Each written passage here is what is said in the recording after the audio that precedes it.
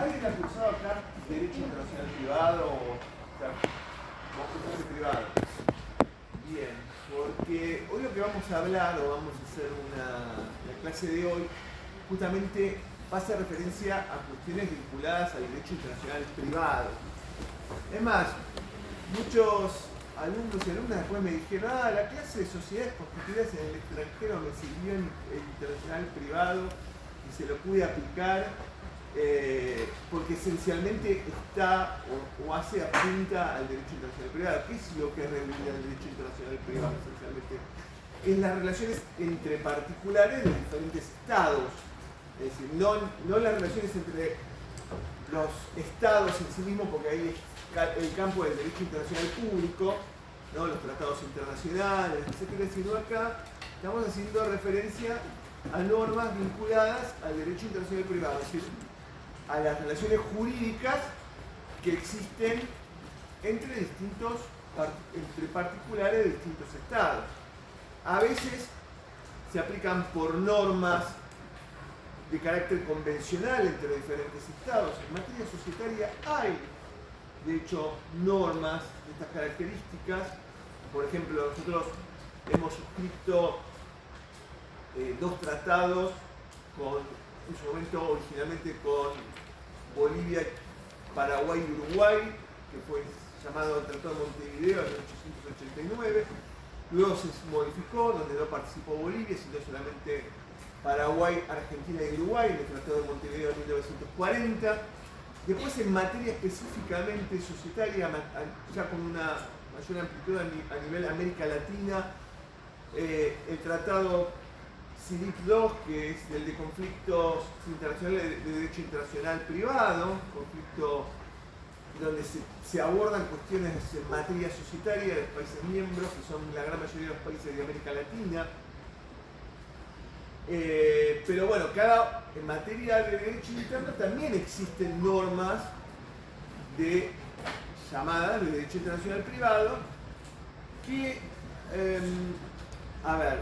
obviamente la ley de sociedades tiene específicamente sus normas de derecho internacional privado a partir de los artículos 118 a 124 de la ley, y que, fíjense que por una clara remisión del Código Civil y Comercial, en el artículo 150, hace extensiva la aplicación de todas las normas de derecho internacional privado contenidas en la Ley General de Sociedades para todas las personas jurídicas de derecho privado, inclusive aquellas que no son sociedades, asociaciones civiles, cooperativas, mutuales, etcétera, etcétera. ¿Estamos?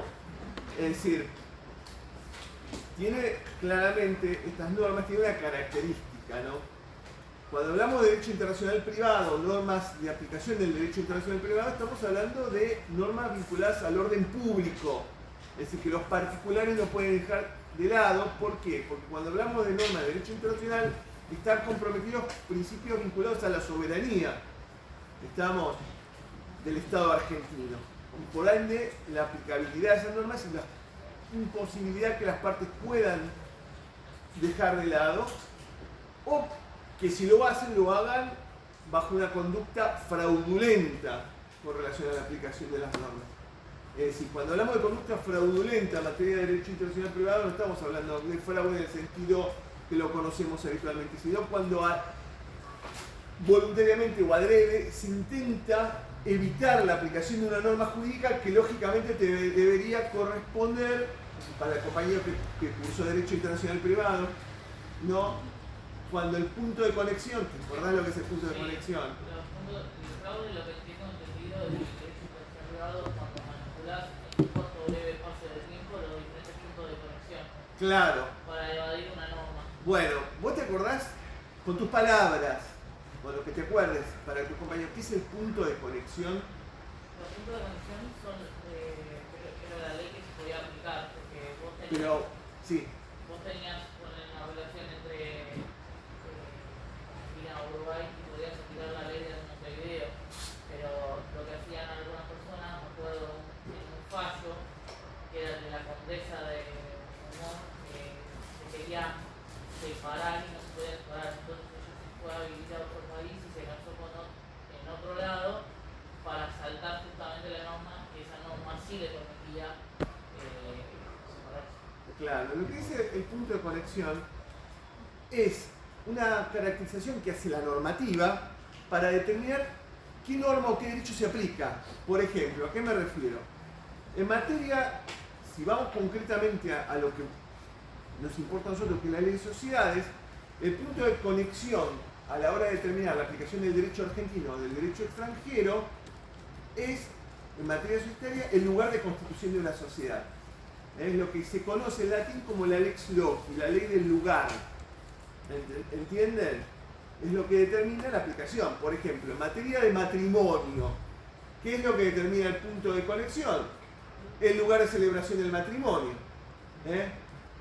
Estamos más allá que cuestiones que, por más que el matrimonio se haya celebrado en otro país, si son contrarios al orden público argentino, como por ejemplo un matrimonio entre familiares que impide este matrimonio, el matrimonio a lo mejor no va a ser reconocido por la legislación argentina porque choca contra el principio de interacción de orden público argentino. Pero como decía el compañero, por ejemplo, en una época, hace muchos años atrás, cuando no existía, yo era chico, no existía ley de divorcio en Argentina, en algún momento no nos cuenta gente no se podía divorciar. Se puso recién divorciar a partir del año 1987 en Argentina. Fue primero un fallo de la Corte que decretó la inconstitucionalidad de la ley de matrimonio civil, que en ese momento era la ley 2393, una ley de principio del siglo XX, y luego salió la ley de divorcio, la 23515, que permitió el divorcio vincular. ¿Qué hacían los matrimonios argentinos? O si vos te separabas y te querías volver a casar, se casaban en el exterior. Ahí de hecho hay una canción de una banda que se llama Suéter, que era de mi época, de la década del 80, que dice casémonos vía México. Era normal, pero en definitiva si uno se lo ponía a razonar, era un matrimonio en fraude a la legislación argentina. Vos para la legislación argentina tu vínculo estaba subsistente. ¿Por qué? Porque la ley argentina no permitía el divorcio vincular. Y había un montón de parejas en situación que querían casarse y no podían hacerlo. ¿Estamos? Entonces, eso lo digo como ejemplo, no porque sea el tema que nos va a ocupar hoy, pero para que se entienda que es el punto de conexión y qué es lo que hace que se aplique una ley o no. Y el punto de conexión en nuestro derecho, en general, salvo que se haya celebrado un tratado internacional, pero ese tratado internacional es obviamente aplicable a los países que suscribieron y ratificaron el tratado. Los que no están o no suscribieron el tratado no se les aplica. Entonces, frente a situaciones originadas con sujetos de estados que no están o no tienen un tratado suscrito con Argentina, ahí entran a regir las normas internas de derecho internacional privado.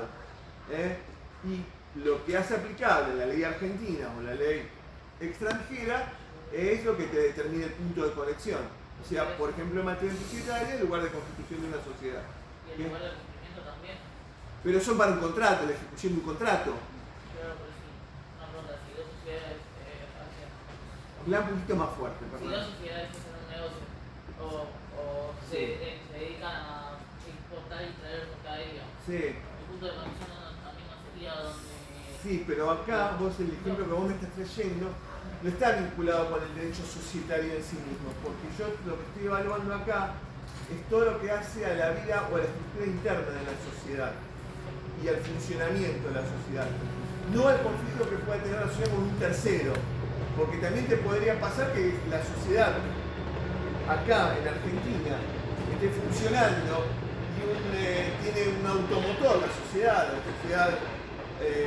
tiene una flotilla de autos y un empleado de la sociedad te atropella a una persona.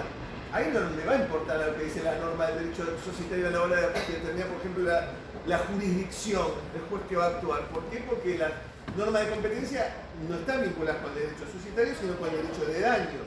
Igual que en materia laboral, con el conflicto de un empleado con la sociedad. ¿Entienden lo que digo? Es decir, en materia societaria, lo que yo caracterizo acá es esencialmente aquello que tenga que ver con ¿cómo se llama? Con el funcionamiento interno de la sociedad, con la estructura interna de la sociedad. Por ejemplo, si la sociedad tiene capacidad o no para realizar determinados actos, si la formalidad de constitución se sujetan o no a lo que determina el país donde se constituyó, el Estado, el territorio donde se constituyó la sociedad. A eso apunto cuando estoy hablando de las normas internas de derecho internacional privado de Argentina. ¿Estamos? Por eso está bien la pregunta, porque así puedo aclarar cómo hacia el conflicto. Por favor, bajemos los celulares. Dejemos que vuelva el celular. ¿Se entiende lo que digo? ¿Alguna pregunta? ¿No? En realidad, la normativa en materia de derecho internacional privado y sobre todo sociedades constituidas en el extranjero en Argentina fue un tema que ha pesado muchísimo. ¿Por qué? Porque no nos olvidemos que además de haber cuestiones vinculadas al orden soberano, etcétera, etcétera, hay normas vinculadas a cuestiones que son posicionamiento de plano económico a nivel mundial. Argentina, como sus más o sus menos, siempre fue un país que tuvo o exportó productos primarios, es decir, y en algún momento cuando, allá por el año 1859, se dicta el Código de Comercio de la provincia de Buenos Aires, que luego a partir de 1862 pasó a ser el Código de Comercio de la Nación, cuando se unificó el país, ¿no? Fue la primera legislación societaria de carácter local. Obviamente tenía mucha crítica a la normativa del Código de Comercio porque era bastante insuficiente en materia regulatoria, lo cual terminó de alguna manera cuando derivó en la crisis de 1889 y la posterior revolución de 1890, generó una modificación importante al Código de Comercio, donde por primera vez se introdujeron en las modificaciones al código normas específicas de derecho internacional privado en materia societaria. Esencialmente Argentina tenía que tener la previsibilidad o la precaución de regular la cuestión pensando en que las sociedades constituidas en el extranjero vehiculizaban inversiones en el país. Fíjense que todo lo que tenía que ver con infraestructura en Argentina, ferrocarriles, agua corriente, todavía electricidad no sé si teníamos, pero bueno, recién empezaba, telégrafos, todo lo que era, no era o no se desarrolló por inversiones locales. A ver, nosotros lo que hacíamos era tener las vaquitas y el trigo, y era lo que exportábamos, eran nuestros commodities, y con eso decíamos, bueno, para la clase dominante argentina está perfecto. Pero todo lo que tenía que ver con inversiones venía de afuera. Entonces eso se difuminaba a través de sociedades constituidas en el extranjero.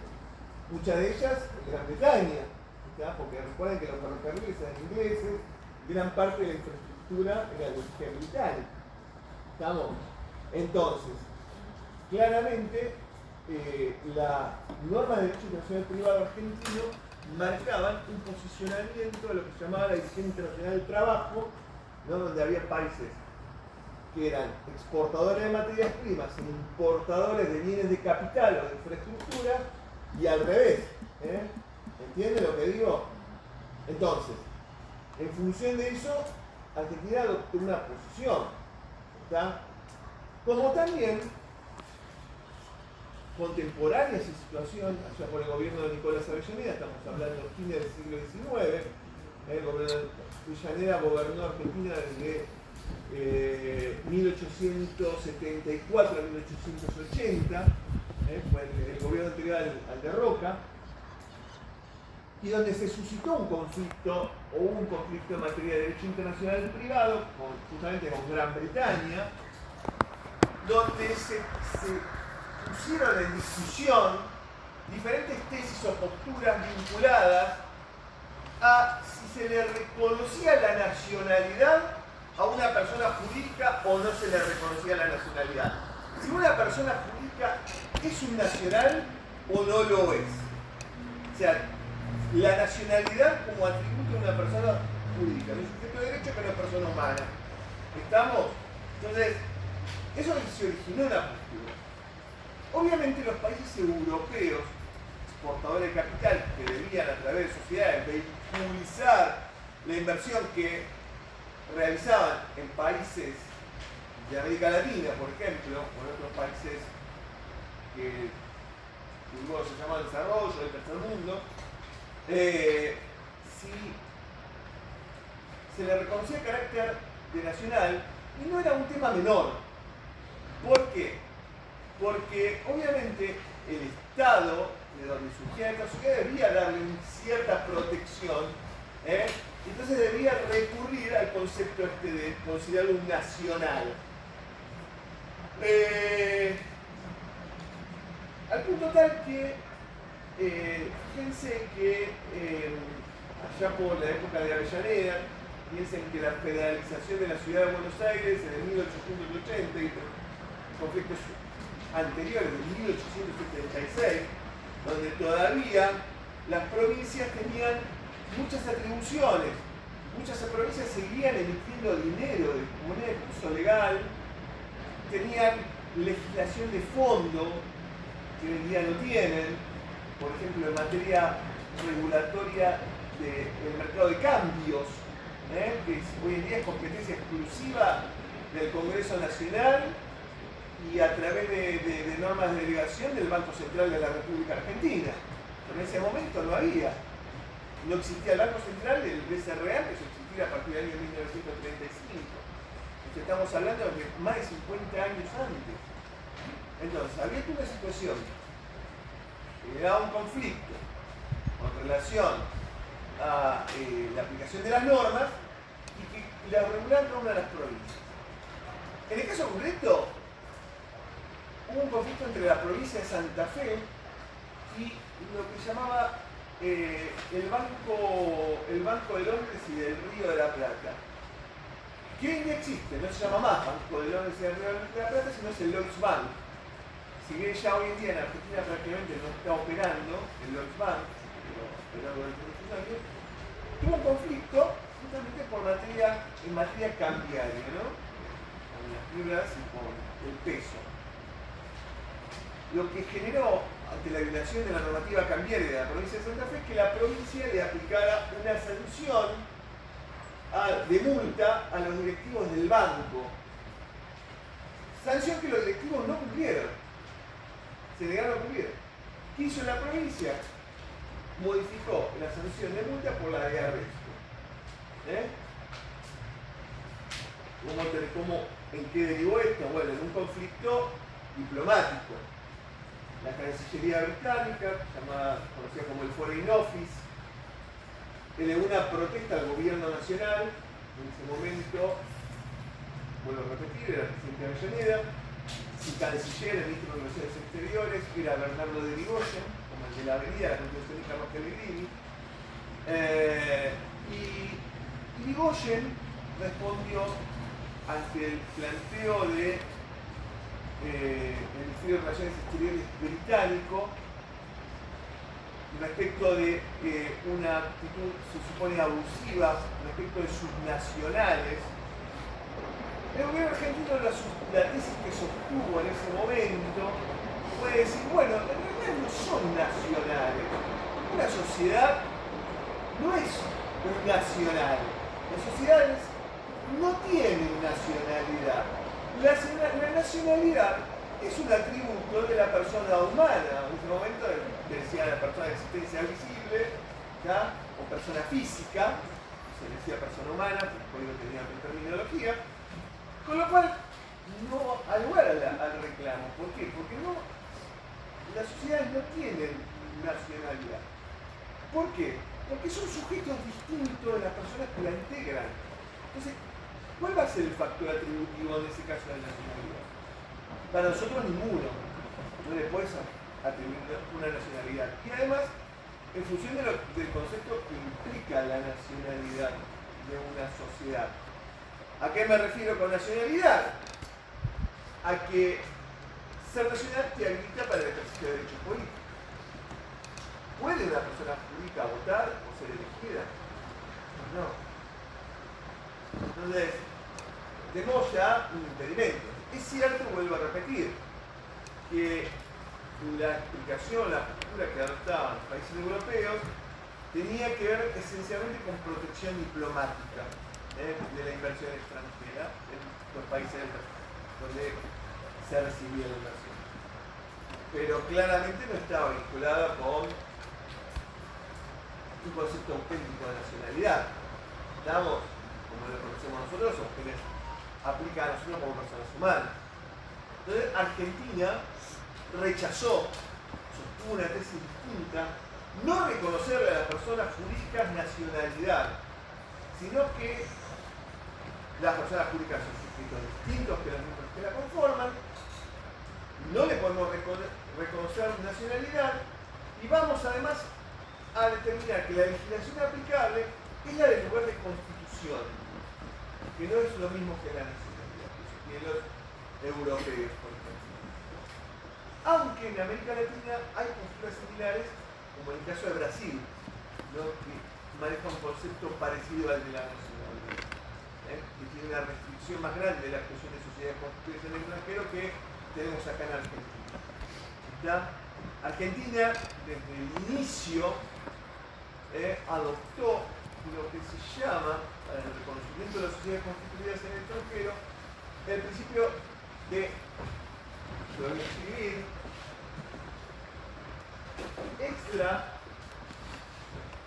extraterritorialidad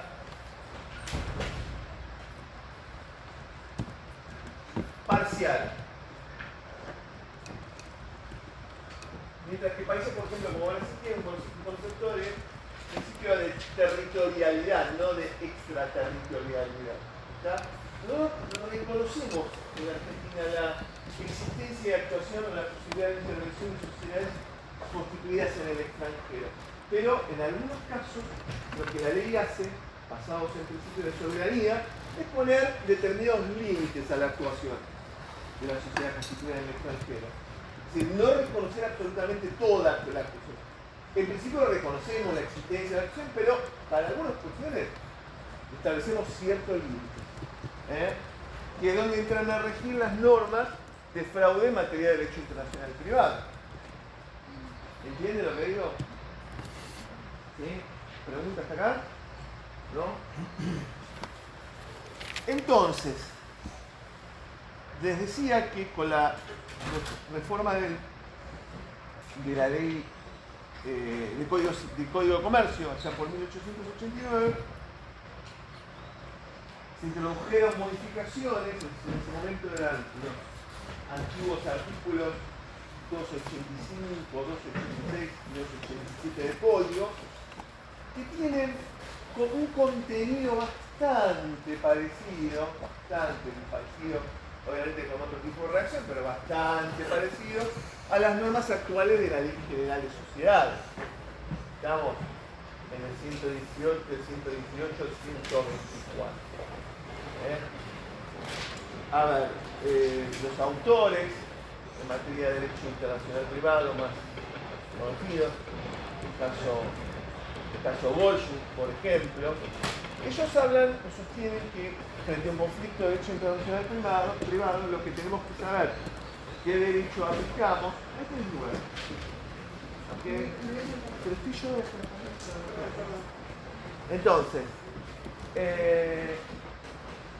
entonces, lo que decía es que cuando hablábamos de un conflicto, lo que tenemos que ver es que si existe a la hora de resolver este conflicto un tratado internacional entre los países involucrados. Y luego, si no lo hay, sí recurrimos a la fuente de derecho internacional privado o al de las normas de derecho internacional privado comunitario. Vuelvo a repetir, artículo 118, 124 de la Ley General de Sociedades. ¿Estamos? Vuelvo a repetir también que son normas que están relacionadas con conceptos de soberanía y por lo tanto de orden público. ¿Bien? ¿Estamos hasta acá? ¿Alguna pregunta? ¿No? Bueno, a ver, la norma que requiere el Código de Comercio, más allá que tuvimos también alguna norma allá por la década del 70 que reguló cuestiones vinculadas a las inversiones extranjeras, y creo que está vigente la ley de inversiones extranjeras, pero en materia societaria, en materia instrumental societaria, nos seguimos manejando, o nos manejamos exclusivamente por los tratados internacionales y por las normas de derecho internacional privado de la Ley General de Sociedades. Vuelvo a repetir, hasta el año 72, como ustedes saben, rigió el Código de Comercio en materia societaria. En el 72 se sanciona la Ley de Sociedades y modifica todo aquello que el Código de Comercio regulaba en materia societaria. Entonces, vamos a ver cómo puede actuar una sociedad constituida en el extranjero en el territorio argentino. Bien. Dijimos en primer término que básicamente el derecho aplicable a una sociedad constituida en el extranjero es el del lugar de constitución. ¿Qué regula el lugar de constitución de una sociedad en materia jurídica? Vuelvo a repetir. Sí, pero en realidad estoy hablando del derecho de fondo. Competencia. No, si estoy hablando de competencia, no es derecho de fondo, derecho de forma. Porque estamos hablando de la competencia y la jurisdicción están vinculadas. La competencia es un atributo de la jurisdicción. Recuerden que lo que hace, lo que permite el ejercicio de la jurisdicción es la competencia. Ahí me saco el traje de profesor de Derecho Societario y me pongo el de procesal. Entonces, lo que estamos hablando ahora es que se aplica en materia de fondo. Obviamente, si aplica el derecho constitucional del extranjero, o el que tiene la sociedad en conflicto, va a ser competente el juez del lugar donde se constituyó la sociedad, ¿verdad? Es decir, no en principio un juez argentino, pero eso va a ser consecuencia lógica de las normas del derecho de fondo. ¿Sí? Ahora, si por ejemplo estamos hablando del Tratado de Montevideo de 1940, que se aparta del principio del lugar de constitución y rige el del domicilio, bueno, ahí tenemos que ver cuál es el juez correspondiente al domicilio de la sociedad. Pero eso dentro del ámbito del Tratado de Montevideo aplicable a Argentina, Paraguay y Uruguay. Está en caso de un conflicto. ¿Estamos? Háganle lugar a la compañía. Bien, bien. Entonces, no sé si soy claro con esto. Bien, entonces yo les decía que el lugar de constitución de la sociedad, por extensión, por disposiciones del artículo 150 del Código Civil, cualquier persona jurídica de derecho privado, porque se le aplican las normas por reenvío del 150, se aplican las normas de la Ley General de Sociedades. Cuando hablamos de normas aplicables, por ejemplo, en materia de formalidades para la Constitución, requisitos, capacidad, existencia de la persona jurídica, vuelvo a repetir, nos remita al derecho del lugar donde la sociedad se constituyó. Estamos, por ejemplo, ¿a qué me refiero? Supónganse que una sociedad se constituye en el estado de Delaware, en Estados Unidos, que es el lugar donde la gran mayoría de las sociedades en Estados Unidos se constituyen, porque actúa como una suerte de paraíso fiscal de Delaware. Entonces, y de flexibilidad en materia societaria. Bueno, habría que ver si, por ejemplo, si esa sociedad en su estatuto, por ejemplo, acá hay chicas que están cursando traductorado, ¿no? Y a lo mejor les toca traducir una, ¿cómo se llama? Un estatuto, un contrato social de una sociedad, y a lo mejor en la traducción les buscas, ¿dónde está el objeto social de esta sociedad? No lo encuentro, o no veo la mención al capital y acá habla de patrimonio y no habla de capital. Pero claro, es lógico porque a lo mejor la normativa interna no te exige que la sociedad tenga un objeto social, te lo exige la legislación argentina. Pero eso es para la sociedad que se constituye en el territorio argentino, no para las que se constituyen afuera, si esa sociedad está constituida conforme a derecho.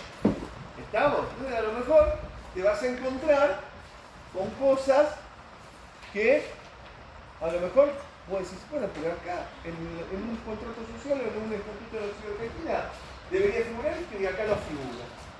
¿Esto es válido? Sí, es válido.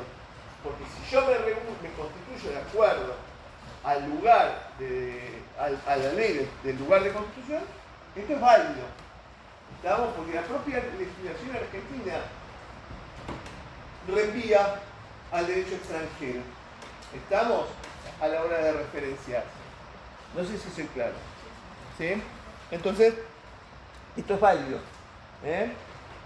Entonces, si una sociedad constituida en el extranjero pretende actuar en el territorio argentino, lo que debe acreditar esencialmente es que se constituyó.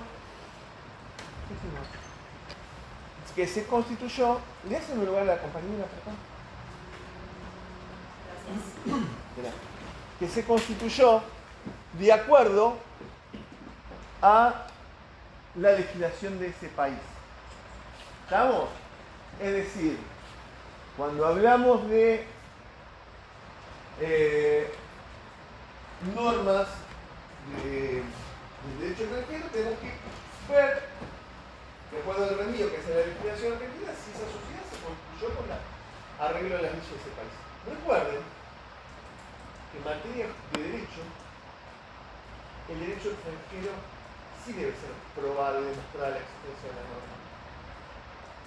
No pasa lo mismo con el derecho argentino, que se presume conocido por todas y todos. Estamos, es decir, no hay en el derecho argentino, si vos publicás en la norma, en el boletín oficial, ya está, ya le diste la publicidad y no tenés que probar la existencia de una norma.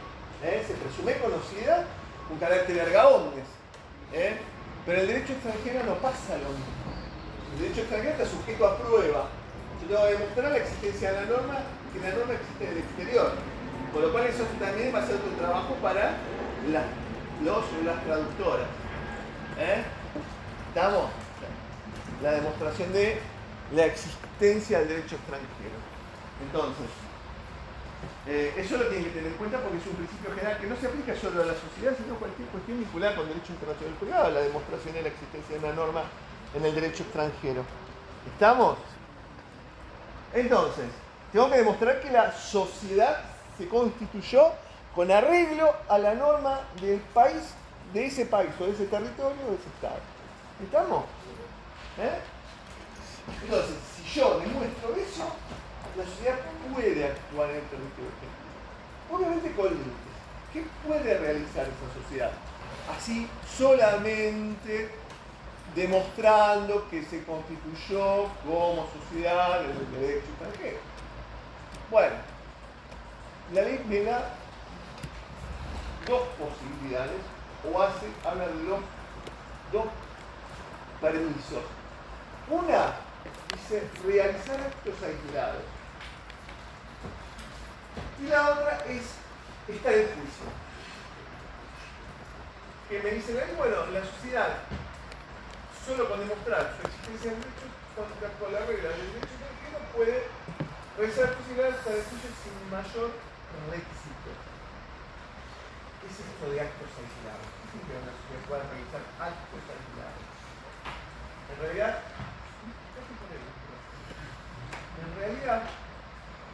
cuando yo hablo de actos aislados, ¿le hacen por favor lugar a la compañía? Cuando en realidad yo hablo de actos aislados, estoy hablando de actos, no de un acto único, porque si no la ley diría acto aislado. Y la ley dice, habla en plural, actos aislados. Por lo cual pueden haber varios actos que puedan tener carácter de aislado. Porque les vuelvo a repetir, estamos hablando de un plural.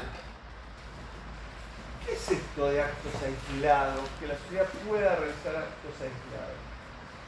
Y en realidad la ley no lo define. Tampoco hay acuerdo entre la doctrina y la jurisprudencia. ¿Qué es esto de actos aislados?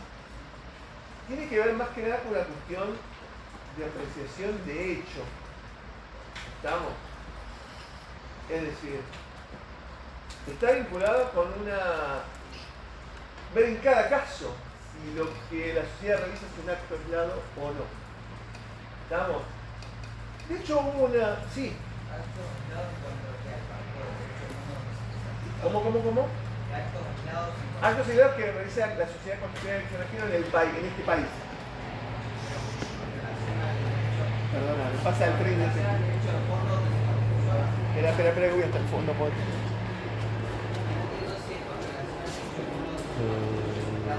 actos aislados que esa sociedad constituida del extranjero realiza en Argentina. Eso es lo que dice. Cuando yo digo actos aislados que esa sociedad puede realizar acá en el país, en el territorio argentino. Está bueno que me lo pregunte por si no te había quedado claro. Sí, decime.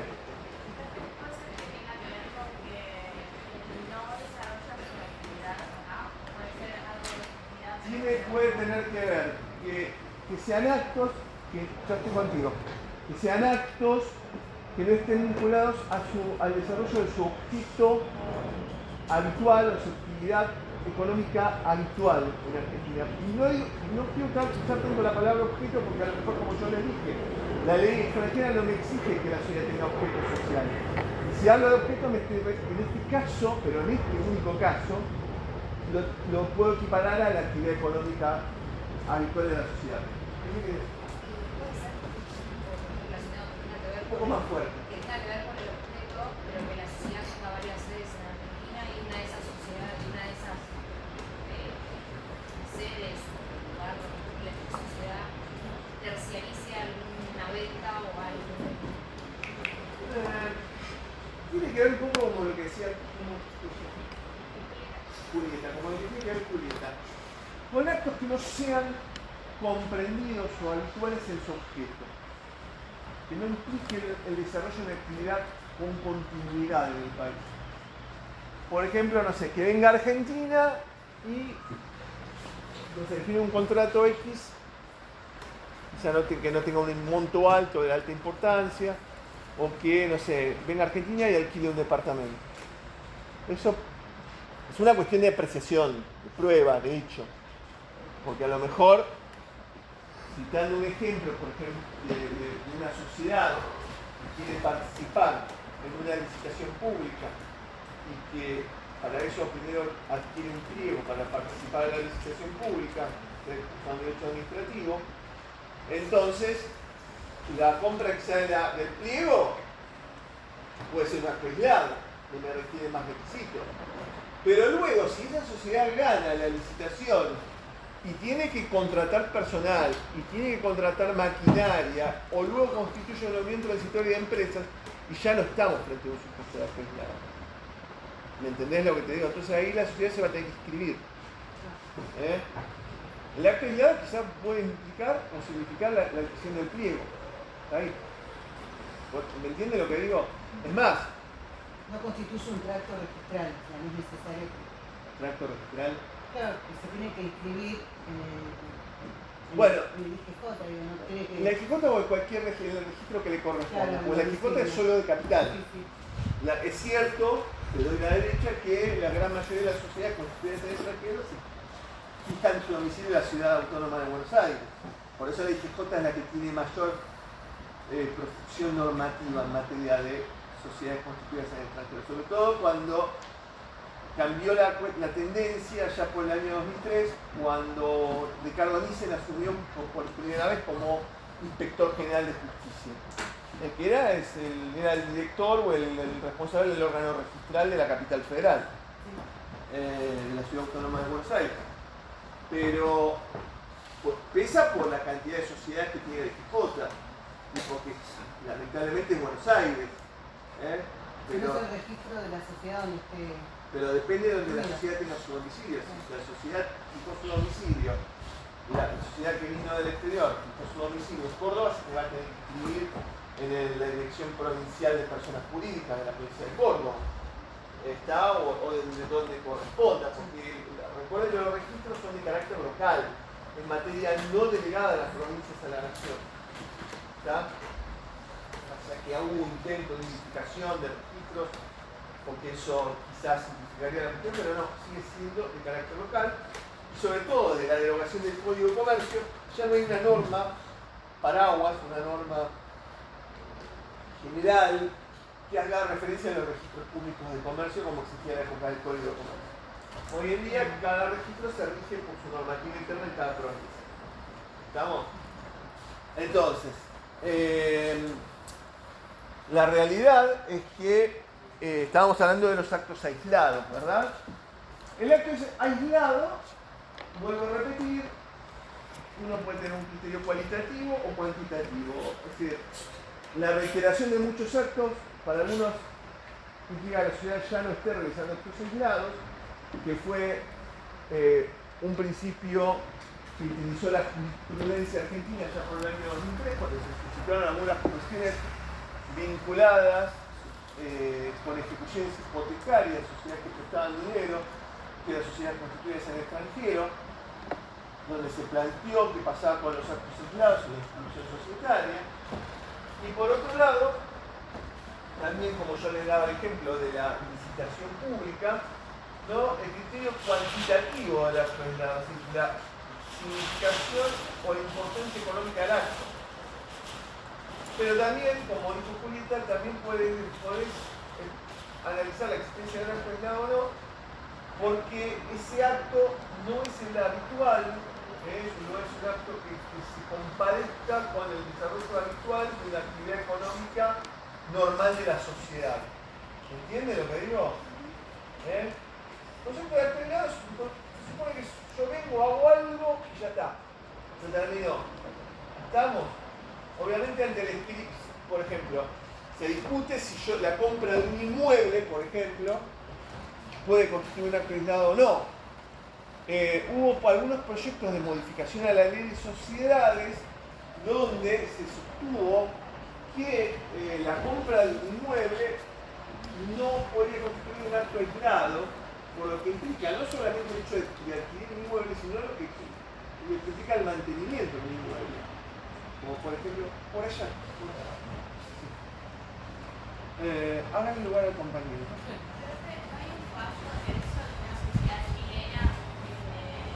Un poquito, perdóname, Julita, habla un poco más fuerte. Les pido que hablen los que están detrás un poco más fuerte porque entre la ventana abierta y el tren no se escucha nada.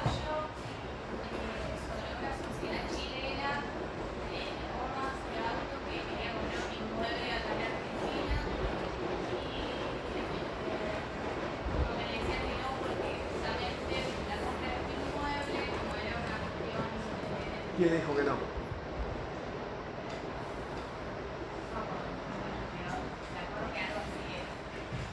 Sí, qué sé yo. A ver. Si vos vas a comprar un bien inmueble, vos vas a celebrar una escritura.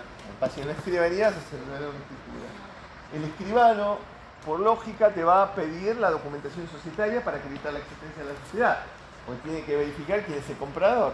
Si la persona que es comprador es una persona que existe o no existe. Después quedará a criterio del escribano si ese acto es aislado o no, a la hora de decirte, no, mira, no te puedo escriturar porque tendrías que cumplir con el requisito de la inscripción o no. ¿Me entendés? Por eso la ley tendría que ser un poco más clara, porque tampoco puede dejarlo en criterio en cabeza de un escribano esta decisión. ¿Entendés lo que te digo? Pero bueno, nada. La ley tiene esta cuestión del acto aislado como así en la nebulosa desde el año 72 y no se tocó. Es más, una reforma propuesta en el año de 2019 hablaba con mucha amplitud que la sociedad sin necesidad de escribir se podía realizar actos jurídicos, o sea, todo. Si vos decís actos jurídicos, vos hacer todo. ¿Estamos? Es decir, pero hasta ahora quedó en la nada y se mantiene el criterio del 72, actos aislados. ¿Estamos? ¿Qué me querés decir? Una breve definición del contexto aislado de que dice que todo acto que carece de arraigo, si bien al realizar actos están comprendidos en su objeto social. Perdón. Fíjese, Carlos, si no le abra la puerta.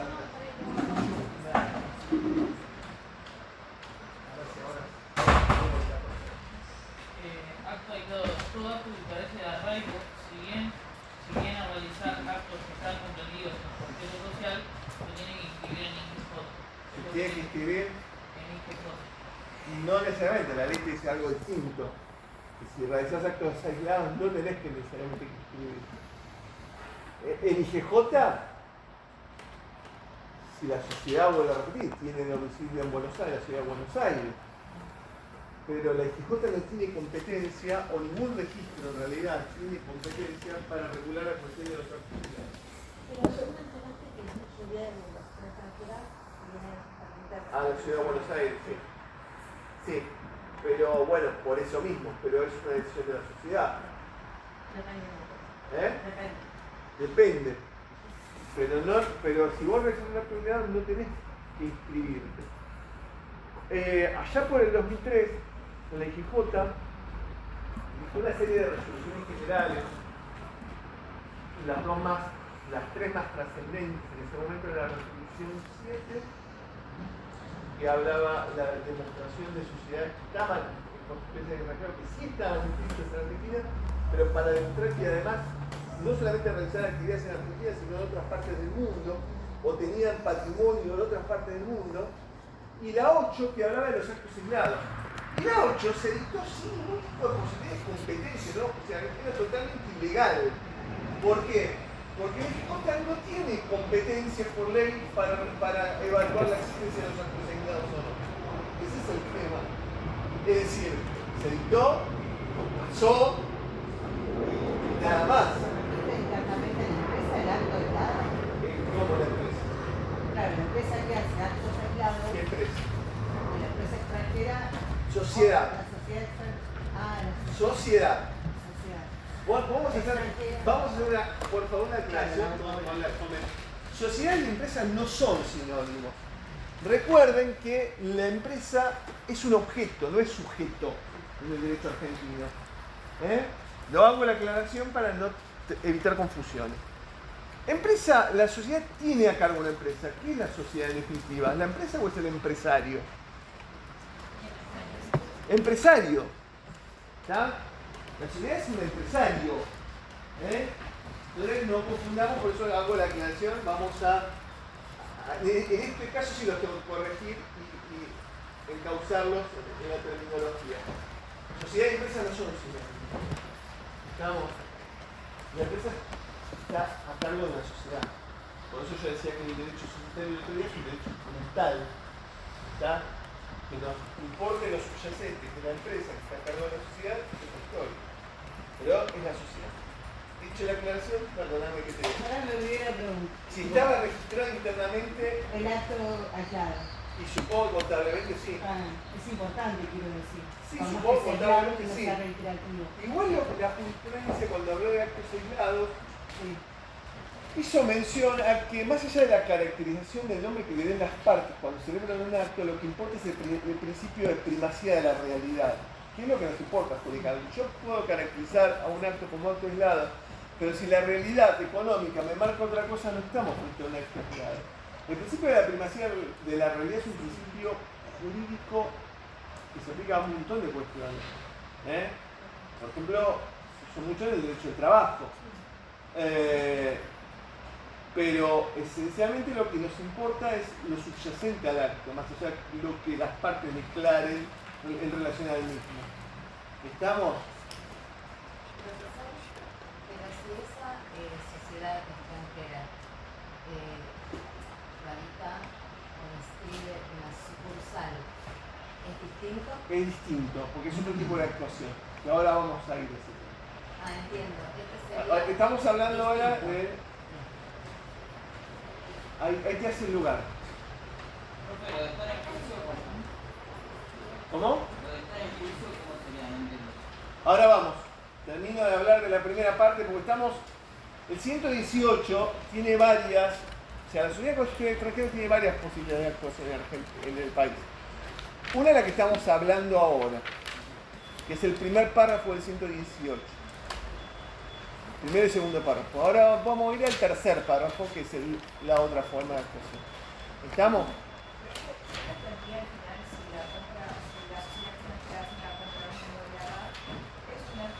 Yo tampoco lo entendí porque es una apreciación de hecho, no te lo puedo definir si es un acto aislado o no. Depende de quién lo analice. Es una cuestión de hecho. ¿Qué va a hacer? A veces no tiene respuesta para todo. Un acto aislado puede ser la compra de acciones que se expresan. Lo que pasa es que si yo adquiero acciones de una sociedad local, ahí ya se aplica otra norma de la ley de sociedades, que es el 123 de la ley. Que esa otra posibilidad que el compañero preguntaba al fondo, no me acuerdo qué nombre. Agustín, me preguntaba Agustín, que era otra posibilidad de la del 123. Porque si adquiere acciones, vas a ser socia de esa sociedad. ¿Me entendés? Entonces, es distinto. Entonces, no sé si se entiende hasta acá. Estamos hablando de hipótesis del acto aislado. Y con relación al pobre, que no le di la respuesta a la compañera, la adquisición del inmueble depende de quién lo analice.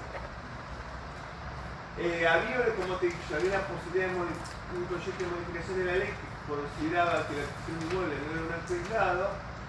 Y hay otra que te dice contrariamente a eso, todo lo opuesto a eso, que te dice que en realidad una sociedad sin inscribirse puede realizar cualquier tipo de acto jurídico. Habla sobre que no sea prolongado en el tiempo, ¿no? Pero no especifica cuánto tiempo. No, nada. Nada. Por eso lo primero que dije es una cuestión de apreciación de hecho. Hay cuestiones que el derecho no las puede definir. A veces necesitas que un juez te lo diga. Si eso es complicado no, y bueno, ya depende de otras cuestiones, ¿no? Por eso dije que la jurisprudencia ya por el año 2003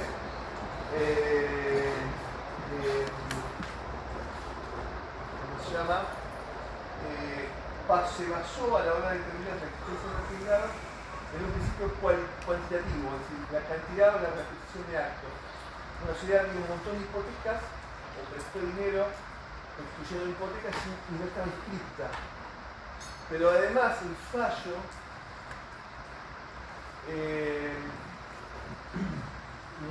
confundió conceptos en el análisis de nulidad con el de inoponibilidad. Entonces es un tema medio delicado, por eso ya ni los traigo esos fallos porque no me gustaron. En perspectiva que la justicia confunda conceptos de nulidad con el de inoponibilidad. O sea, que solo la jurisprudencia me va a decir qué actos aislados puede hacer la sociedad. ¿Qué acto? No, ¿qué se considera acto aislado o no?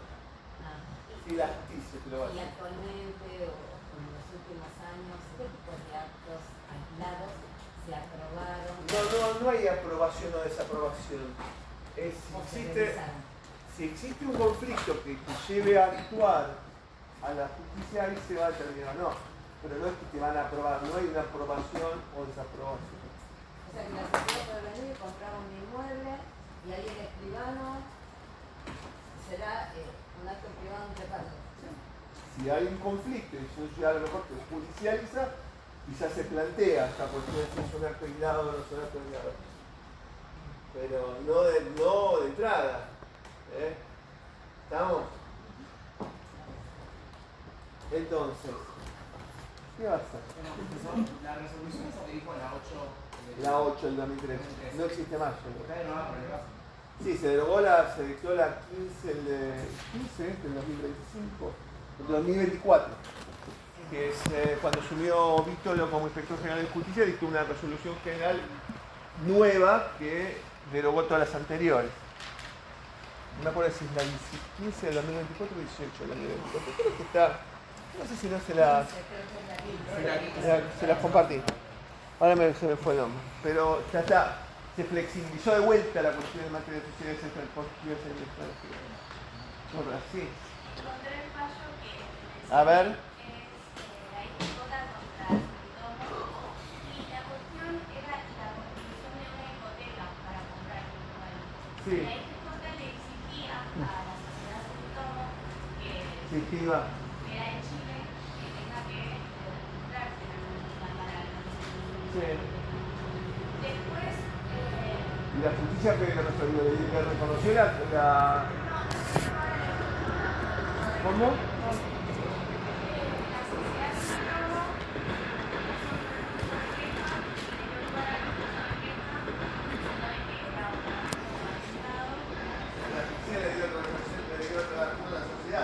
Porque además, como les decía yo, la paradigma de dificultad no tenía legitimación para demandarte para ese caso. Intervino como medida. Esta no tenía, francamente no, porque además la ley que regula el funcionamiento de la Institución Federal de Justicia, que es la 22.315, es clara con relación a cuál es la competencia de esta cosa. Y en materia de extranjeras no habla de cosas aisladas. Para nada. ¿Estamos? Esto se planteó, yo de hecho escribí acá en el primer Congreso Nacional de Derechos Societarios con el que voto, que fue en el año 2004, o sea, hace más de 20 años, llegó una ponencia sobre la resolución 8 cuando la cuestión ardía. En ese momento había una clara división, estaba Nissen y compañía con todas las IGJs y la voz opositora. Una ponencia sobre ese tema en el medio de un conflicto doctrinario que se había originado en ese momento, así fue mi debut con una ponencia sobre ese tema. Pero bueno, nada, pasaron muchos años ya, 22 años, así que pasó agua bajo el puente. Bueno, ¿estamos actos aislados? Bien. Y lo otro que me dice la ley es que puede estar en juicio. ¿Cómo se hace? Puede estar en juicio. Claramente, a ver, si yo tengo que vincular esta facultad de la sociedad a estar en juicio sin necesidad de escribir, tengo que pensar en dos normas de la Constitución Nacional. Por un lado, en el artículo 20 de la Constitución, que habla del derecho de los extranjeros, equiparándolos a los nacionales. Y por otro lado, el artículo 18 de la Constitución, garantías del debido proceso y de defensa del juicio, que tienen una jerarquía jurídica superior a la de la estabilidad de los negocios, a la de la seguridad jurídica, ¿no? La ley claramente, la Constitución, le da mayor importancia a los derechos de defensa del juicio y del debido proceso que a otros vinculados con la seguridad jurídica o el tráfico mercantil, o la seguridad del tráfico mercantil, por así decirlo. En función de eso, la Corte Suprema decidió en el año 1967 una cuestión vinculada a una sociedad que intervino, una sociedad venezolana, que intervino en una tercería de mejor derecho y que no estaba escrita, y ante la negativa o la imposibilidad de no reconocer la legitimación para obrar, llegó el tema a la Corte y la Corte dijo no podemos exigir la inscripción a la sociedad porque se va a frustrar todos sus derechos en función de exigir una inscripción que luego de que se inscriba a lo mejor ya no los va a poder ejercer. El derecho de defensa en juicio del debido proceso está por encima de cualquier cuestión.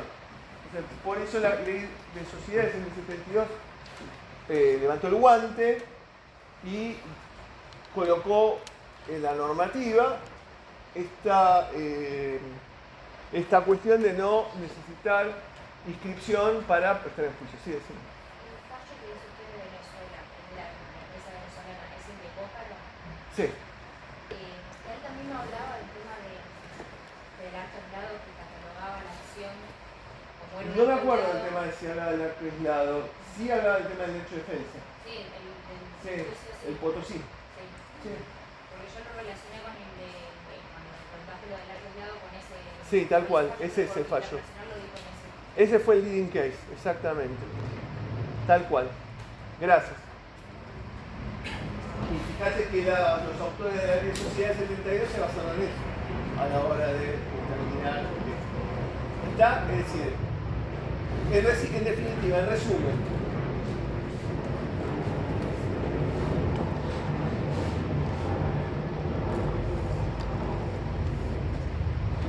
sin necesidad de inscribirse, sin inscripción, Eso es de la Constitución. No, la ley de la ley de 118 de la Ley de Justicia.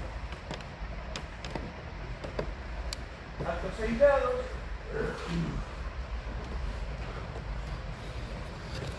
Y está en el juicio. ¿Estamos? Luego, como preguntaba Agustín, tenemos otra posibilidad de actuación que sí ya me requiere la necesidad de inscripción en el registro. ¿En qué supuestos la ley me exige la inscripción? Primero, cuando hace referencia a que la sociedad realice actos propios de su objeto. Ahora, para no ser contradictorio con lo que dije hace un rato, cuando en este caso la ley menciona el término objeto, lo hace, pero para esta situación, no para las sociedades argentinas, sino para esta situación específica, lo hace equiparándolo al concepto de su actividad normal, su actividad económica normal. Porque a lo mejor, como yo le decía, el derecho del lugar donde se constituyó no me exige la existencia de un objeto social como lo tenemos para las sociedades argentinas, ¿entiende? Con lo cual, cuando la ley habla en el 118, el tercer párrafo del desarrollo del objeto, lo está haciendo a la referencia, o está refiriéndose o equiparándola a su actividad económica normal, y prolongada en el tiempo. Ejecución de actos que se van desarrollando a lo largo del tiempo. ¿Estamos? ¿Sí? Y vamos de menor a mayor. Después dice, para establecer representación, ¿qué es representación? Tener un sujeto en forma permanente acá en Argentina que concrete negocios en nombre de la sociedad. ¿Estamos? Agencia o sucursal. Fíjense que el concepto de sucursal es un concepto que en el derecho extranjero la conocemos como full branch y que está en la sucursal, a diferencia de lo que sucede con otro tipo de actuación societaria, no tiene autonomía jurídica con la sociedad constituida en el exterior. Cuando yo establezco una sucursal en Argentina, no tiene autonomía jurídica, no tiene personalidad diferenciada. Es una manera de actuar en el territorio con carácter permanente, estable, etc. Hay normas, que según la actividad que va a desarrollar la sociedad, permiten que esta actividad se desarrolle a través de sucursales. Por ejemplo, ¿a qué me refiero? A los bancos y las compañías de seguros. Los bancos, muchos bancos, porque la ley de entidades financieras así lo permite, hace que o actúan en Argentina a través de sucursales. Por ejemplo, ¿bien?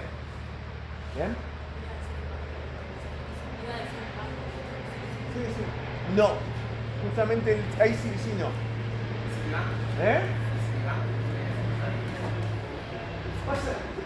El Citibank, digo. El Citibank, por ejemplo, ahora ya quedó como banco mayorista. En su momento el Banco de Boston. Fíjense, cuando el Citibank actuó decía Citibank NA, National Association. Es decir, no era Citibank Sociedad Anónima. ¿Estamos? ¿Es lo mismo que filial? No es lo mismo que filial. No es lo mismo, justamente no es lo mismo que filial. Filial viene de hijo. Tiene otra connotación distinta. Está el filius. ¿Estamos? Sucursal no tiene, por así decirlo, autonomía jurídica con la sociedad constituida en el extranjero. Actúa de forma directa, más allá que hay leyes que regulan el funcionamiento de estas sucursales que determinan que haya que dotarlas de un capital propio para el funcionamiento en Argentina. Esto no es un tema menor, porque si estos son jovencitos chicos, o la gran mayoría, cuando se planteó en el año 2001, cuando surgió el conflicto del 2001, la crisis del 2001, el 2002, donde se impuso el corralito y el corralón y los amparos para la recuperación de los depósitos, se planteó la posibilidad de demandar solidaria a la Casa Central. Y no era lo mismo, justamente, que quien actuaba en Argentina fue una filial que la que fue una sucursal. Porque se supone que la responsabilidad mayor cabría respecto de la cuestión de una sucursal, porque no habría autonomía jurídica entre la sociedad constituida del extranjero y la cuestión de la sucursal de Argentina. En cambio, la filial es una sociedad independiente. Ese es el tema. Constituida en la República. ¿Me entiendes? Decime. El tema de las sucursales, por ejemplo, el caso de los bancos de 2001. Yo no es que demando esa entidad bancaria. Estaría yendo contra el derecho de fondo, por ejemplo, una entidad bancaria norteamericana, contra el derecho de fondo norteamericano. No. ¿Cómo sería eso? Vos vas a demandarla en Argentina. Después lo que vas a intentar es aplicar la sentencia del juez argentino en el exterior. Lo que sí te va a generar una dificultad. No, por eso creo que mucho por la entidad de porque por más que seas consumidor y todo, andá a hacer valer las normas del derecho consumidor en Estados Unidos, Argentina, o en Europa. Se te van a matar en la risa. Lamentablemente. O sea, vas a tener que ejecutar sí o sí una sentencia en Argentina con respecto a los bienes que hay en Argentina. Ni plantees hacer valer la sentencia en el exterior porque... Además por el costo que tiene. Ellos en todo caso, en el área consumidor, Sí, no, está bien, pero ya tiene su normativa. Hay procedimiento de reconocimiento de sentencia extranjera. Acá en Argentina existe lo que se llama el exequatur. Pero nosotros somos más permeables a reconocer sentencias del extranjero que ellos respecto de la nuestra. ¿Está? Salvando las grandes distancias, una película hace unos años atrás, muy buena, muy recomendable, sobre este cuadro de Klimt, La Mujer Dorada, que se le habían, a la dueña del cuadro, el régimen nazi se lo había robado. Y que finalmente quedó en poder después de la Segunda Guerra del gobierno austríaco, que no se la quería restituir a la verdadera dueña. Y ella ella vivía en Estados Unidos, en Nueva York en ese momento, y tenía el dilema de demandar en Austria o en Estados Unidos. Y le resultaba mucho más conveniente, por costos y por una cuestión de amplitud probatoria y todo, demandar en Estados Unidos, y la justicia norteamericana le abrió la competencia. Porque si actuaba en Austria, no tenía beneficio de litigar sin gastos, tenía mayores costos, era imposible. Entonces, obviamente acá Argentina nos va a abrir la posibilidad de actuar. El tema es, si queremos hacer efectiva una sentencia en el exterior, ahí sí se complica la cuestión. Pero siempre hay que tratar de hacerla efectiva en Argentina esa sentencia. Por más que sea de una sucursal de una sociedad constituida en el extranjero. Estamos, porque no es como algo que sean empresas que tengan la posibilidad de poder económico de hacerlo. Igual el costo patrimonial también es alto para una empresa. ¿Estamos? Entonces, estamos hablando de la diferencia entre las posibilidades, necesidad de inscribirse, ¿no? Para ese tipo de cuestiones la ley me dice tendrá que inscribirse. ¿Qué tengo que hacer para inscribirme? Primero tengo que acreditar la existencia de la ciudad por las leyes de la República. Designar un representante en la Argentina, fijar un domicilio. ¿Estamos? Y si es necesario, de acuerdo a las leyes especiales, asignarle un capital, como en el caso de los bancos o de las compañías de seguros. ¿Ya? Ahora, el 118 tiene un tema. Me dice que no hay que inscribirse. Pero ¿saben qué pasa? No hay, o no figura en el 118 la consecuencia de la falta de inscripción. Es una norma incompleta, donde al decir de que hace falta el principio de imputación de la norma, es decir, ¿qué pasa ante el incumplimiento de la norma? Si yo no cumplo la obligación de inscribir a la sociedad, ¿qué sucede?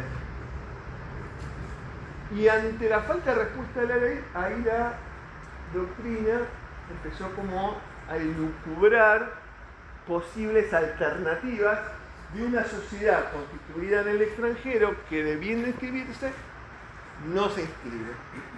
¿Estamos? ¿Qué pasa con eso? ¿Cómo se resuelve este tema?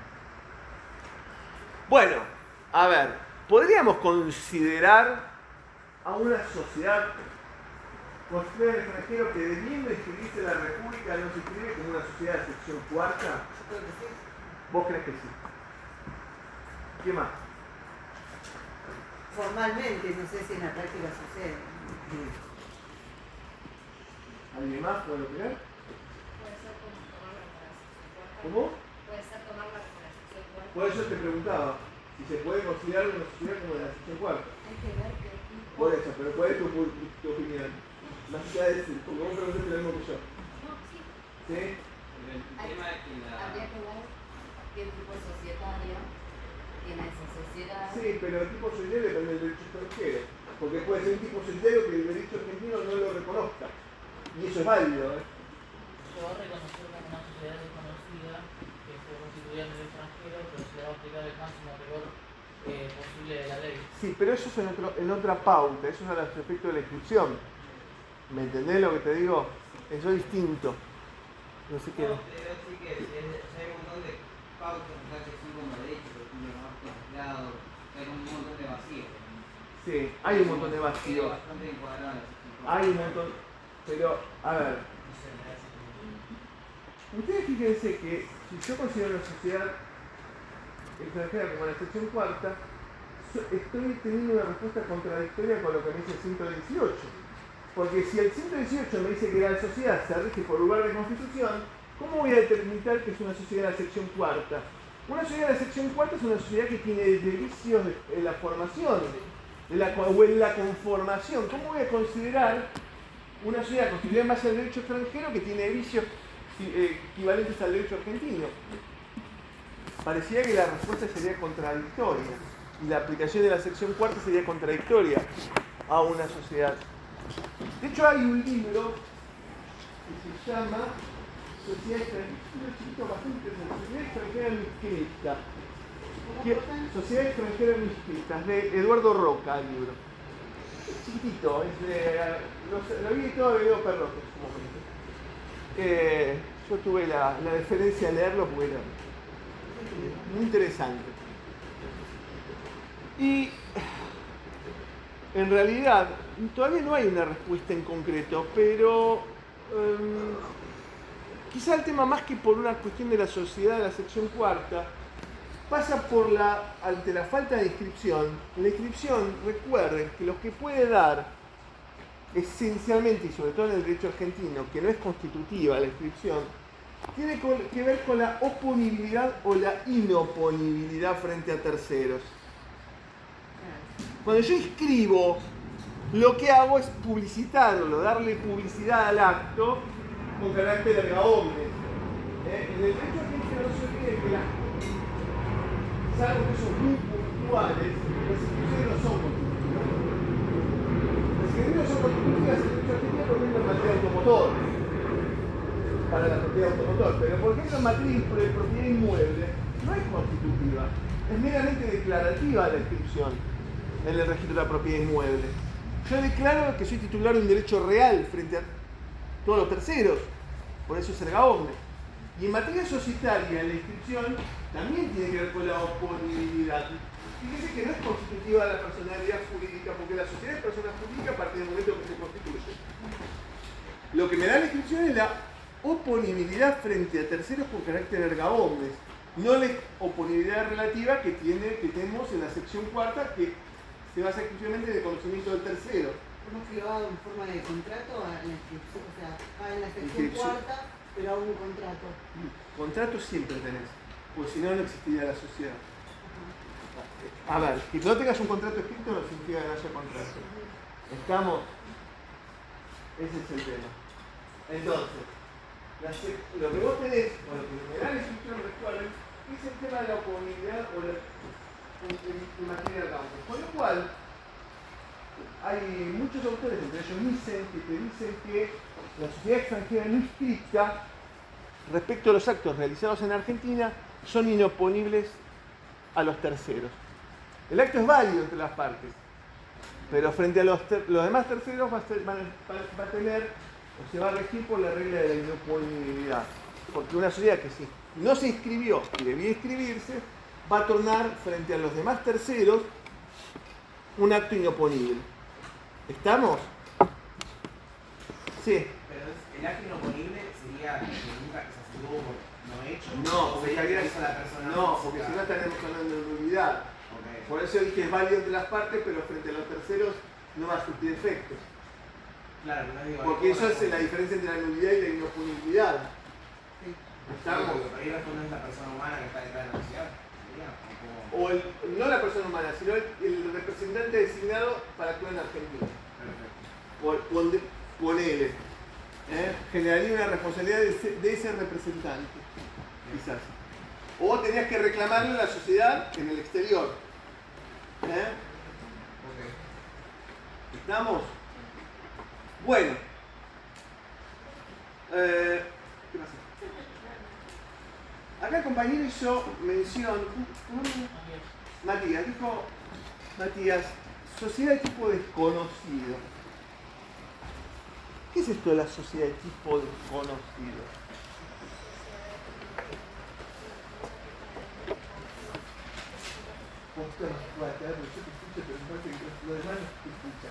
Sociedades que no pueden entrar o no se adapten a ningún tipo de nuestra ley en la sociedad. Claro, exactamente. Es decir, fíjense que hasta el año 2015 una sociedad unipersonal actuada en Argentina era una sociedad de tipo desconocido. Porque en Argentina, hasta el 2015, no existía una sociedad unipersonal constituida por particulares. Solamente el Estado podía tener una sociedad del Estado unipersonal.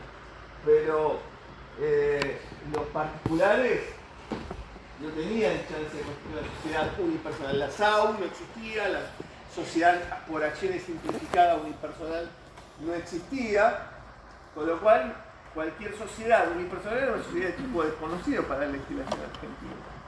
A partir del 2015 ya no, porque empezó a regularse la unipersonalidad societaria. ¿Estamos? Pero hasta el 2015 era una sociedad unipersonal, una sociedad de tipo desconocido. ¿Qué se aplica en este caso? El 119.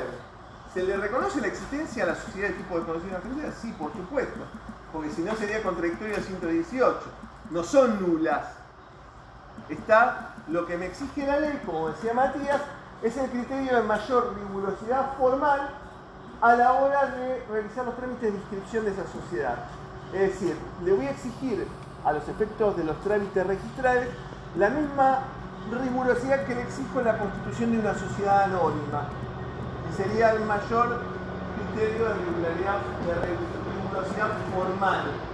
Ahora, si la sociedad no es del tipo desconocido, por ejemplo, una SRL que se constituyó en España se quiere escribir en Argentina, bueno, le voy a aplicar a la hora de las normas registrales, estoy hablando de las normas registrales, no de la norma de fondo, ¿eh? Ojo, no confundamos. Del trámite de registración, si quiero actuar en los términos del 118 tercer párrafo, le voy a exigir, ¿qué cosa? Los requisitos que le exija una SRL. ¿Entienden? ¿Sí?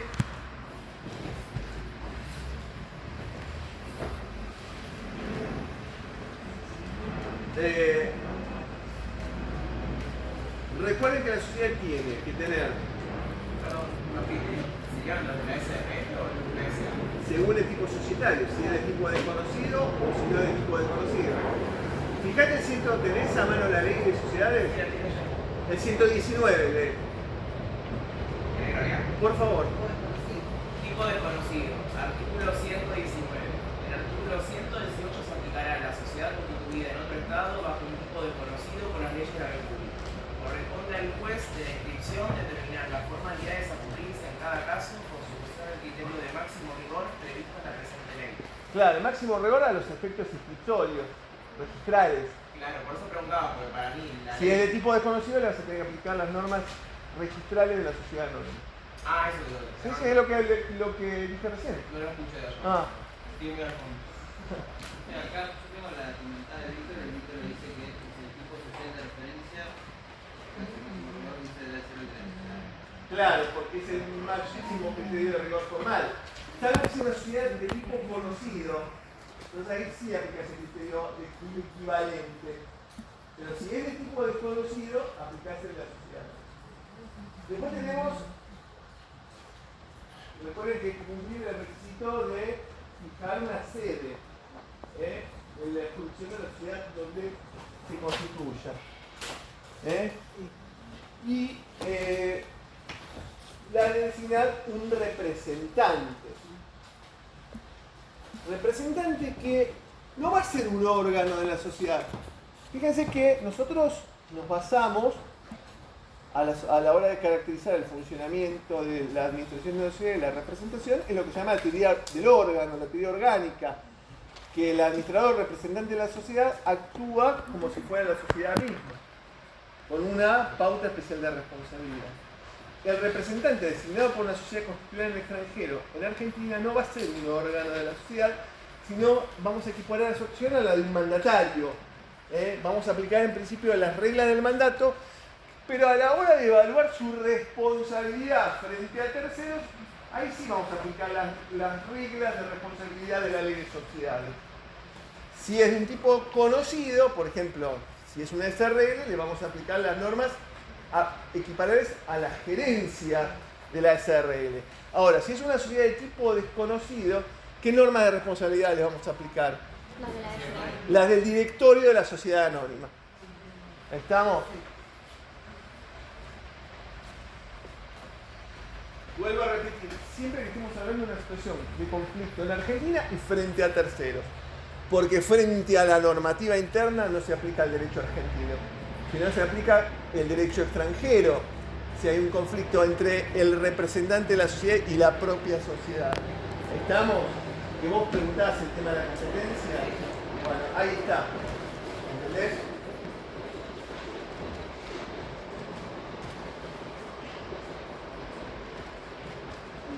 Bien. A la hora de demandar una sociedad, hay una cuestión bastante compleja en la ley de sociedades, que está dada en el 122. ¿Cómo demando, cómo notifico, mejor dicho, la demanda a una sociedad constituida en el extranjero? Y fíjense que tanto el inciso A como el inciso B del 122 habla que la notificación de la demanda debe caer en la persona del representante de la sociedad. No habla de la notificación del domicilio. Rompe con el criterio general con la notificación de domicilio de la sociedad y habla de que hay que notificarla a la persona del representante. Con lo cual, si yo le corro traslado una demanda a una sociedad en el territorio argentino, el representante es quien tiene que recibir la demanda y aceptar la notificación facultades necesarias para poder aceptar una notificación de una demanda, lo cual genera muchos inconvenientes, más allá que en su momento la Inspección General de Justicia pretendió equiparar a la constitución del homicidio regulada en el 120 de la ley con la de la sede social del artículo 11, inciso segundo de la ley de sociedades. Fíjense que la sede social es el lugar, no es exactamente lo mismo que el domicilio, porque el domicilio en materia societaria determina la jurisdicción, pero la sede es el piso, departamento, número, donde se tendrán en esa última sede inscrita por válidas y vinculantes todas las notificaciones que yo le dirija. Carta documento, telegramas, cédula de traslado de demanda, etc. Bueno, la Corte quiso equipararlo, pero la ley de sociedades tiene un muro que dice el traslado de una demanda tiene que ser de la persona del representante. O sea, yo tengo que ubicar a la persona, al representante y decirle el oficial notificador que reciba esto. Y él puede decir, no, yo no tengo facultad. Y de vuelta, con lo cual, en definitiva, él tiene que notificar la demanda al exterior. Salvo que sea una cuestión de derecho consumidor, donde ahí habría que ver, frente a esa situación, cómo juega la regla de competencia a la hora de correr una demanda. ¿Estamos? Pero, si no, se plantea la cuestión de los términos del 122.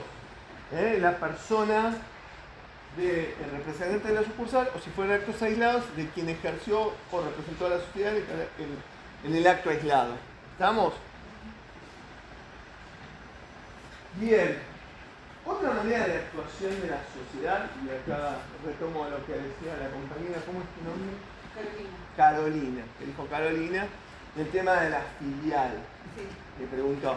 Recién hablamos, cuando hablamos del 118 tercer párrafo, hablamos de una sucursal y de la inscripción requerida para una sucursal.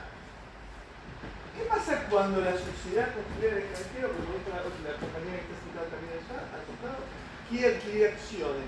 O sea, ser socia de esa sociedad, como la ley dice, cuando una sociedad constituida en el extranjero constituya sociedad del territorio de la República, se le exigirá tales y tales requisitos. ¿Qué significa esto de constituir sociedad de la República? ¿Sociedad constituida en el extranjero constituye una sociedad de la República? ¿Qué significa esto? ¿Cómo?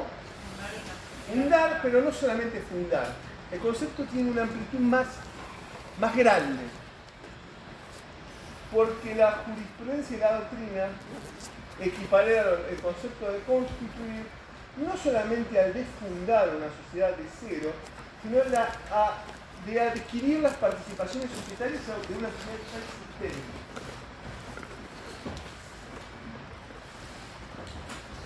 ¿Estamos? O sea que el término constituir o fundar una sociedad o la adquisición de las participaciones de una sociedad ya existente. ¿Estamos? Se usa en cualquiera de los dos sentidos. ¿Sí? La ley me habla también de la obligación de inscribirme, ¿está? Para ejercer los derechos como socio de esa sociedad. Y ante la falta de inscripción, obviamente, como dijo en su momento la PJ, me voy a considerar con carácter inoponible los trámites administrativos o a los efectos administrativos voy a considerar la inoponibilidad de los actos realizados por la sociedad. Los requisitos del 123 son muy parecidos a los del 118 en materia de inscripción, pero son menores. No es lo mismo actuar como una sucursal que ser socio de una sociedad constituida en el extranjero. Fíjense que acá sí está dado o está involucrado el concepto de filial. Una sociedad constituida en el extranjero constituye una sociedad de la República. Esa sociedad que constituye la República se rige por las normas de la Ley General de Sociedades. Por ejemplo, citando o referenciando a los bancos que yo había dicho, la compañera había hablado de ley CIBC, ¿no? Supónganse que el ICBC o el banco, en su momento el HSBC o el, qué sé yo, a ver otro que se me ocurra. No, el es argentino. ¿Santander? El Santander, por ejemplo, ¿no? Quizás está constituido por la sociedad constituida en el extranjero titular del 99% de las participaciones, del 70% de las participaciones societarias en Argentina. La sociedad extranjera frente a la sociedad constituida en la República tiene un vínculo de casa central, filial. Hay una independencia jurídica entre ambas. En principio, la sociedad en el exterior, como accionista de la sociedad constituida en Argentina, no va a responder, porque tiene el principio de la limitación de la responsabilidad y además basándose que hay independencia jurídica entre ambas sociedades. Son dos sociedades distintas. Una sociedad está constituida en el extranjero y la otra en la República Argentina. O sea que no se podría denunciar solidariamente a la empresa. En principio no, en principio no. Habría que ver si, por ejemplo, se puede invocar, llegado el caso, como pasó con el caso SWIFT, la inoponibilidad de la personalidad jurídica. ¿Estamos? Habría que ver. No son reglas matemáticas. ¿Está? En derecho saben que 1 más 1 no necesariamente 2. Puede ser 2,5. ¿Estamos? Entonces, habría que verlo. ¿Estamos? Entonces, tenemos formas de actuación de la sociedad. 118, primer párrafo. Primero y segundo párrafo. También en 118 está el tercer párrafo. Representación, agencia, sucursal, y me olvidé de acá, actos comprendidos en su objeto. ¿Está? Y por otro lado, la del 123. Sociedad de la otra. ¿Está? O sea, la constitución de una sociedad. ¿Está? Con los requisitos que me marca el 123, que son un poco menores del 118.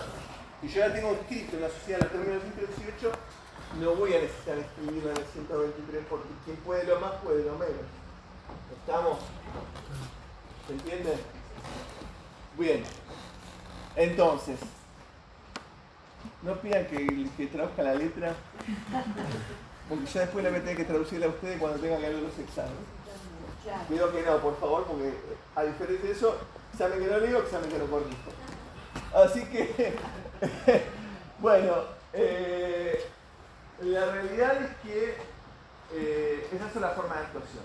Ahora, vamos a suponer que una sociedad que se constituye en el exterior, de acuerdo a las leyes del lugar de constitución, está totalmente constituida en el exterior, de acuerdo a la normativa del derecho extranjero, pero esa sociedad tiene la sede de administración de los negocios en el territorio argentino o el principal objeto a desarrollar está en el territorio argentino. Fíjense que ahí la norma del artículo 124 de la ley, el 124, prevé una suerte de límite que pareciera que en principio fuera contradictorio con la del 118, pero en el primer párrafo no es contradictorio, es complementario. Artículo 124, a ver. ¿Quién puede leerlo el artículo 124 si me deja descansar un poquito? Para, más despacio y más fuerte. Espera que pase el tren.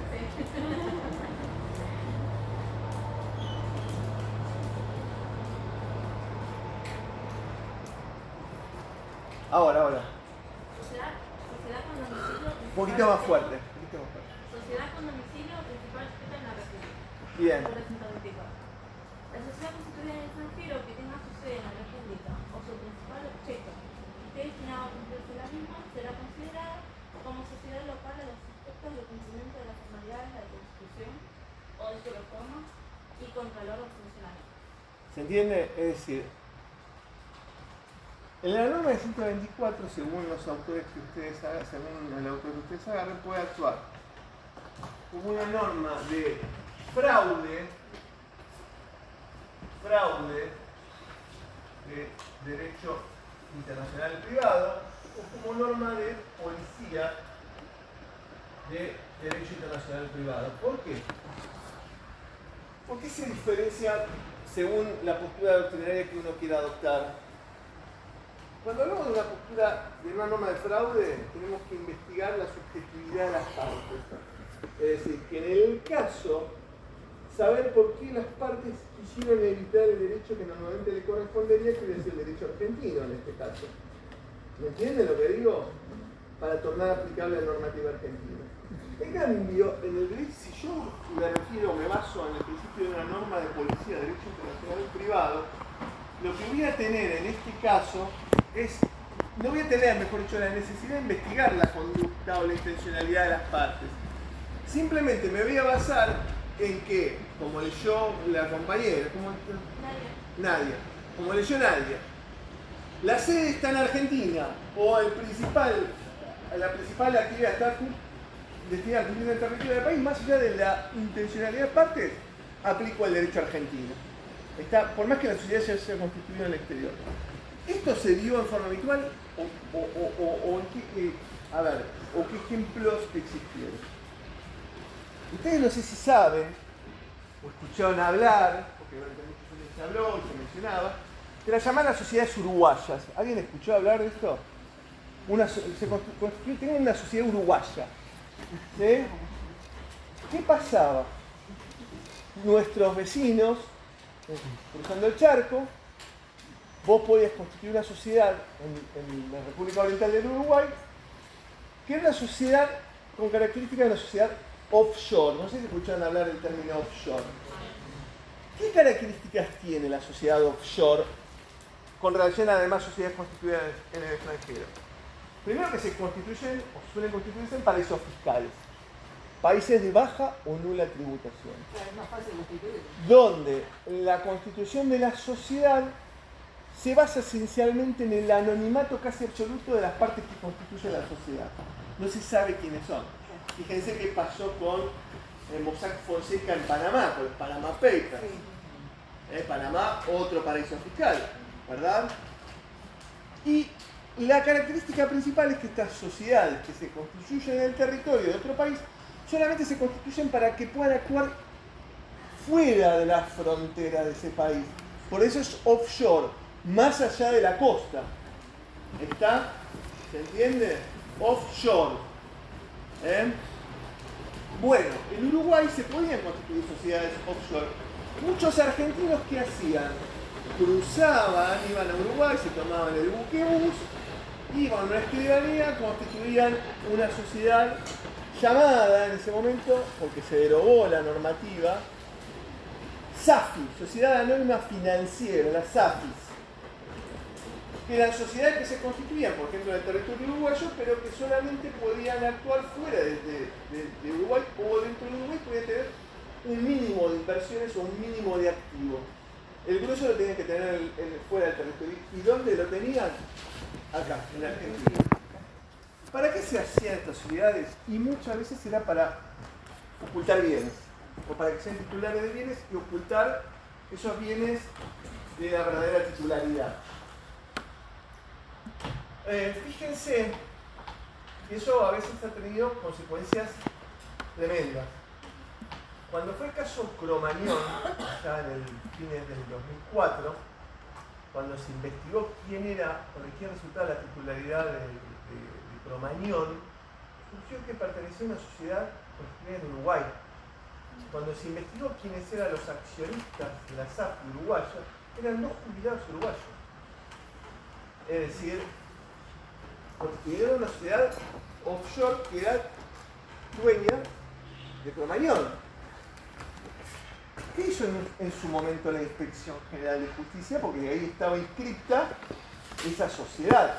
No es que no estaba inscrita en los términos del 118, sí estaba inscrita, pero estaba inscrita en una inscripción que no hubiera correspondido. Hubiera correspondido quizás aplicar el 124 de la ley. ¿Entienden?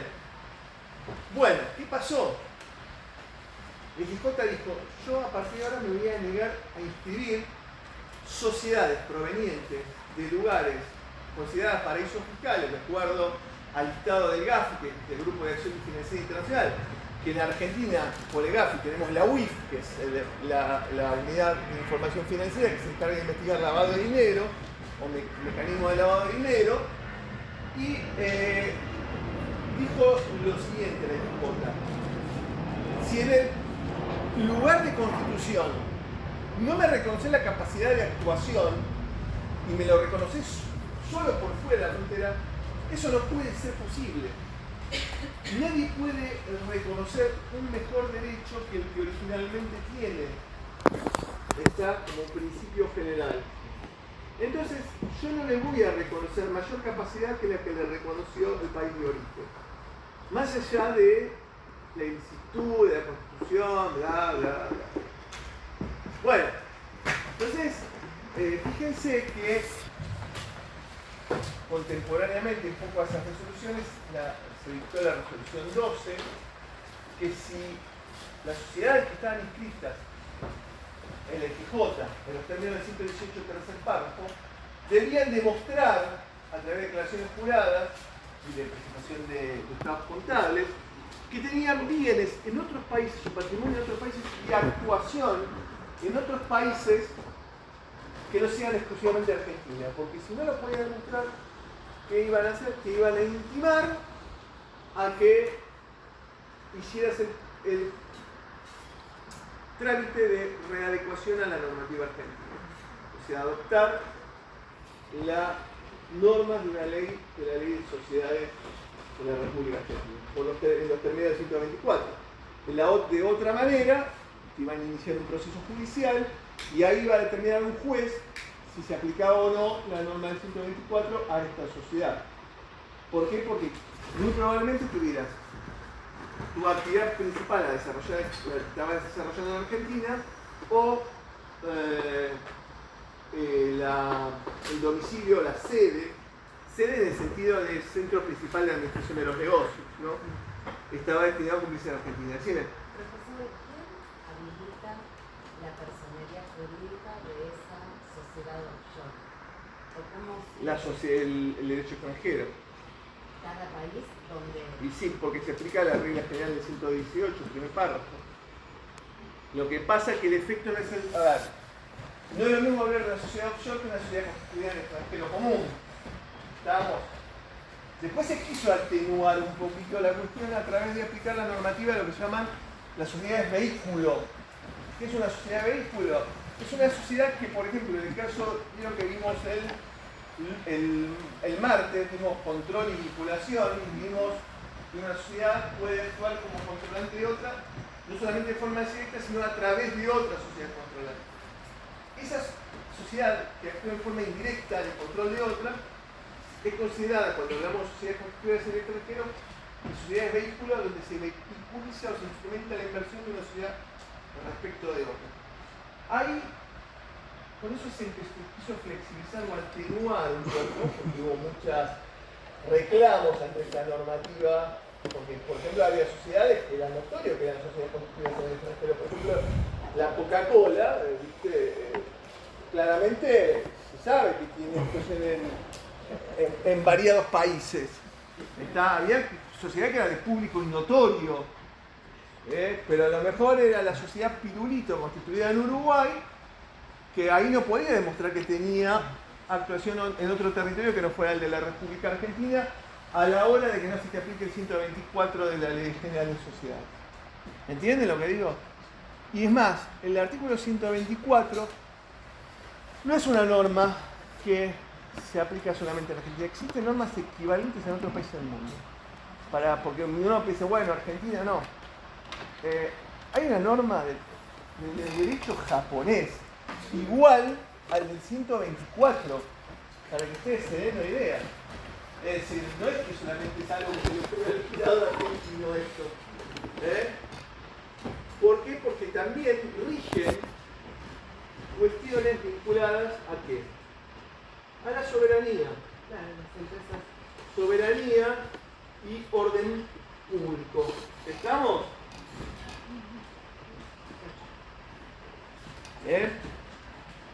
¿Las sociedades de vehículos son los holding, digamos? No, el holding es la que encabeza el grupo. Ok.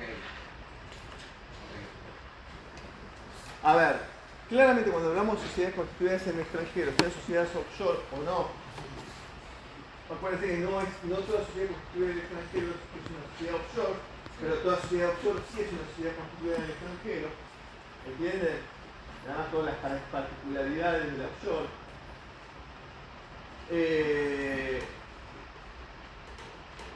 Estamos hablando, cuando hablamos del funcionamiento, habitualmente de situaciones de grupos multinacionales. ¿Me entendés lo que te digo? A lo mejor la sociedad holding, como vos decís, está ubicado en un país que no es una jurisdicción offshore, pero vehiculiza o controla a su participada, sí a través de sociedades constituidas en paraísos fiscales que actúan como sociedades mixtas. ¿Entendés lo que te digo? Porque eso tiene o responde al fenómeno grupal, los grupos multinacionales. ¿Se entiende? Bueno, basta de contenido, porque... Mira, yo dije que la ciudad a la guerra. Bueno, ahora voy a pasar. Porque traje la lista, porque como varió, creo que tengo un poco de aire.